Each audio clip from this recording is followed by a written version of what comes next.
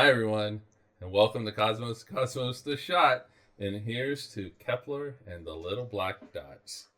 Kepler and Black Ooh, Dots! Kepler Caps! Cheers! Oh boy.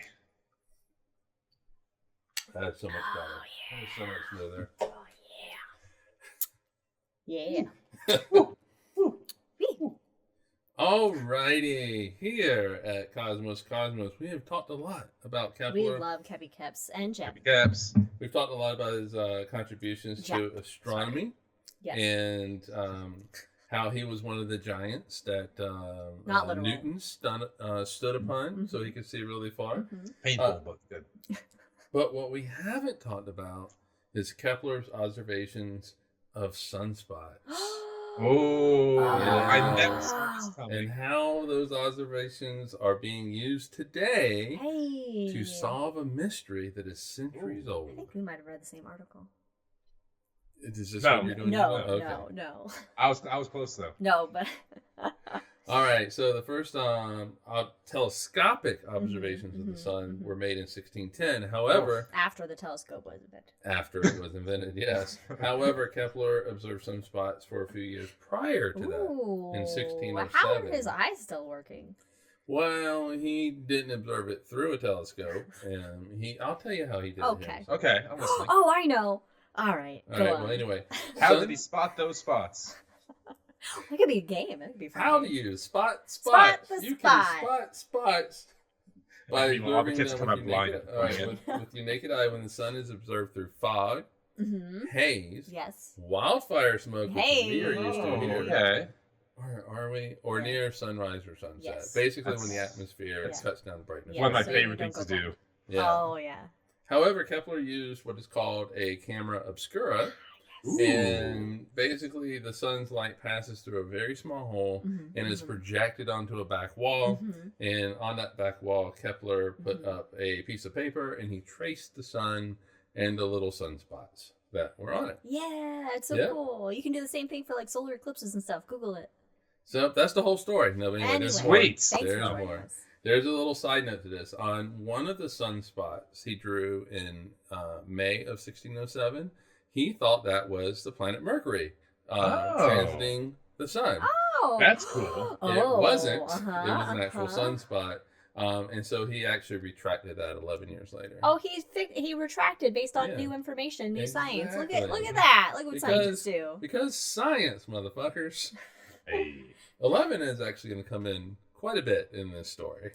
All right, so Kepler's observations, as well as the first telescopic observations of the sun's surface, came at a time when the sun was starting this extended period of minimal activity. Ah. Yeah. So the sun goes through this period Uh-huh. every 11 years. It's called a solar cycle, but it's a period of waxing and waning activity. Yeah. And yeah. we're It's currently like a in manic depressive.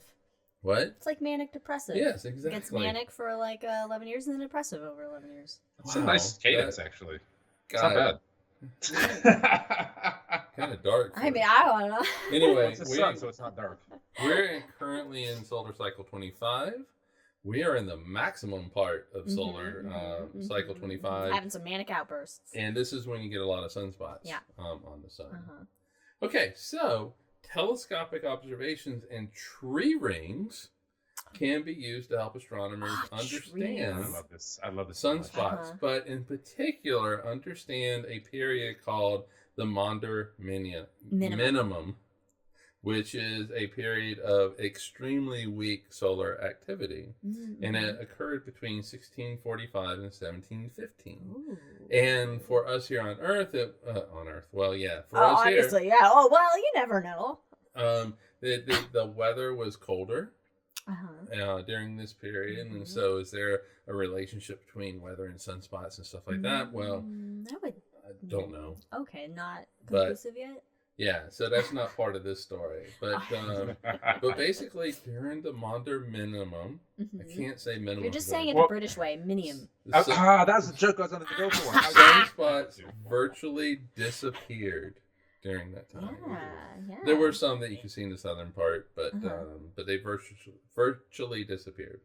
All right, so tree rings are kind of important in knowing how many sunspots there are. Well, trees Why? need light. Because the sun spits out a bunch of charged particles at that Yes, time, yes. and they get caught up in living material, so like in our bones, but in Mhm. tree rings, and you can actually get a sense Can of it measure our bones? No. yes, get a sense of what the sunspot activity was like. Oh, And interesting. so, Shame. tree ring analysis of the time suggests, and this time a solar cycle number was minus 14, minus 13. So we're in negative numbers now Okay.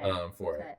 All right, so Okay. tree ring analysis suggested that solar cycle number minus 14 was only 5 years long. Oh, that's short. Wow. And number 13, Itty-bitty. minus 13, was 16 years long. Wow. So this is significantly different from the 11 years. So could that be a cause of the Maunder minimum? Hmm.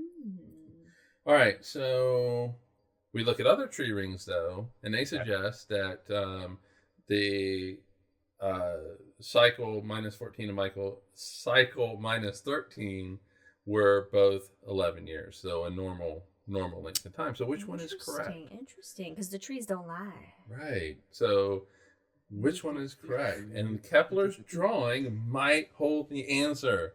And Yeah. it has been ignored because it was not telescopic. It was just some dude drawing a picture of some dude. Well, happened it to wasn't be just Kepler. some dude, was it? It was spots. Yep, Yeah. yep. Yeah. It was because it was drawn. Mhm. It wasn't telescopic observations. They tend to ignore it. But astronomer Hisashi Hawakawa of Nagoya University turned to Okay. Kepler's drawing to try to find the answer Mhm. to which one of these tree rings analysis is correct. He translated Kepler's original notes, which were in Latin. Of course, they're in Latin. For So some read them reason. out loud. He translated them so he could get the location and the time of observations so that he could determine the orientation of the sunspot sketches, Mhm. because it's very kind of important, as we'll see kind of here in a second. So Hawakawa and his colleagues were able to calculate the inclination of the sunspots and determine its location on the sun. He then used Sporer's law, which describes the migration of sunspots during a cycle from the poles more towards the equator, and found that the sunspots observed by Kepler belonged to the tail end of solar cycle minus 14, so negative 14, and rather than at the beginning of solar cycle minus 13. And this supports the tree ring data Mhm. that showed that both minus 14 and minus 13 had normal 11-year cycles. Interesting. So it solved the mystery. How would you like your work to still be making discoveries 300 or 400 years I after know, you've died? Holy shit. Also, I know, right? just props to the person who figured out tree rings. Right? I know, I'd right? love, like, who would have thought to make that connection I between know. sunspots and tree rings? But they were also able to find Smart. that cycle minus 13 started between 1607 and 1610. So when Kepler was actually making these observations. That's cool. Neat. So- Cool. Though Kepler is best known for his laws of planetary motion, his sketches of the sun's surface that were made 417 years ago, Jesus. they're helping modern astronomers solve a mystery about the length of 2 solar cycles 417 years ago that occurred during Kepler's time. those are cool. However, where it solved one mystery, it opens up another mystery. This is like a science in a nutshell. Yeah, so whereas the thinking was maybe these odd length solar cycles contributed to the Maunder minimum, we found out now that they're both 11 years, so it could be. I mean, obviously, the sun cycle was normal at that time, Yeah, and so so there was something else. So we maybe still have- maybe it was some other ghosts. observation from around that time will help give us the clue that will unravel that mystery. And that is the story of Kepler and the little black dots. Follow us on all the things. Check out our main podcast. Check out other shots. Cheers, everybody. We did it. Bye.